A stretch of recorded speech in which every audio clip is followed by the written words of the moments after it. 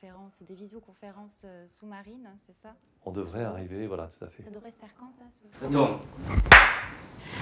Bonjour Philippe Le Baron. Bonjour. Vous êtes directeur de l'Observatoire océanologique de Banyuls.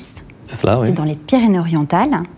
Vous êtes au cœur des problématiques environnementales, notamment tout ce qui touche à la mer, mais plus globalement au littoral. Vous nous avez donné rendez-vous ici, non loin de l'Observatoire. On est face au port de Banyuls, face à la mer Méditerranée, et on va essayer de balayer avec vous quelques questions qu'on peut se poser sur nos côtes, notre littoral, enfin, ce qui fait notre environnement assez proche. La première question qu'on pourrait se poser, c'est qu'est-ce qui fait la particularité de ce littoral-là du Languedoc-Roussillon ?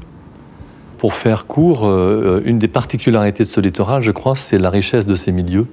On a un littoral ici qui est extrêmement riche, avec des lagunes littorales qui sont présentes surtout ici en Languedoc-Roussillon, des lagunes très diversifiées, certaines avec des canaux de communication avec la mer qu'on appelle les gros. On a par ailleurs du côté des Pyrénées, en fait, les Pyrénées qui se poursuivent dans l'eau avec des canyons sous-marins.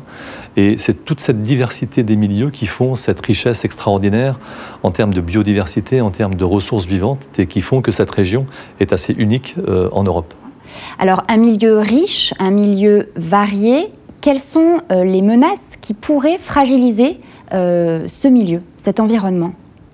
Alors, les principales menaces sont, à mon sens, les pressions anthropiques, c'est-à-dire et notamment l'évolution de la démographie, donc l'impact de l'homme sur le milieu. Donc c'est extrêmement important d'anticiper cette évolution de la démographie dont on sait qu'elle sera extrêmement importante au cours des prochaines décennies. Et puis le deuxième impact qu'on pourrait peut-être mettre en avant, c'est le changement climatique qui aura des conséquences sur l'évolution du trait de côte, donc cette bordure littorale, et en même temps l'élévation du niveau de la mer qui aura des conséquences sur le territoire. Alors concrètement, quelles solutions est-ce qu'on peut imaginer pour juguler ces menaces? Il y a une multitude de solutions. Je crois qu'il faut d'abord progresser dans la connaissance pour avoir des outils qui permettent en fait d'anticiper et de prédire ce que seront ces évolutions à différentes échelles de temps. Il faut participer également à l'éducation de manière générale du public en fait, en commençant par les scolaires, mais en intégrant le grand public pour les sensibiliser à toutes ces pressions anthropiques qui vont impacter le milieu marin.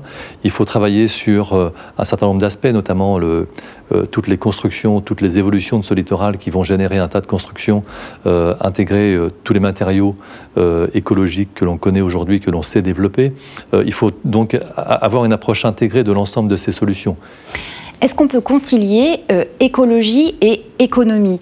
Tout à fait. Et ça, je crois que c'est certainement, enfin ce que vous dites là, c'est au cœur du problème. On doit aujourd'hui pouvoir faire en sorte de travailler sur le développement de l'économie. On a besoin de générer de l'emploi, on a besoin de développer ce territoire, que ce soit sur le plan industriel, que ce soit sur le plan du tourisme, enfin, à différents niveaux. Et on doit pouvoir le faire en même temps qu'on respecte la durabilité de la ressource, en même temps qu'on respecte les écosystèmes, enfin, l'environnement de manière générale. Et ça, je crois que c'est, par exemple, une des réussites de ce qui a été fait dans l'initiative régionale avec le Parlement de la mer, ou le parc marin, par exemple, du Golfe du Lion, où on a réussi à rassembler l'ensemble des acteurs pour avoir une réflexion intégrée, globale, qui permet aujourd'hui de se dire, voilà, en fait, tel ou tel aspect de l'économie doit pouvoir se développer, tout en préservant un certain nombre d'aspects importants qui concernent l'environnement, la protection de la biodiversité, l'ensemble ce qu'on appelle les services écosystémiques, donc les services rendus par la mer de manière générale. Et donc on doit arriver à concilier l'ensemble de ces approches. Et c'est extrêmement important de le faire. Merci beaucoup. Merci à vous. C'est la fin du coup de cet entretien.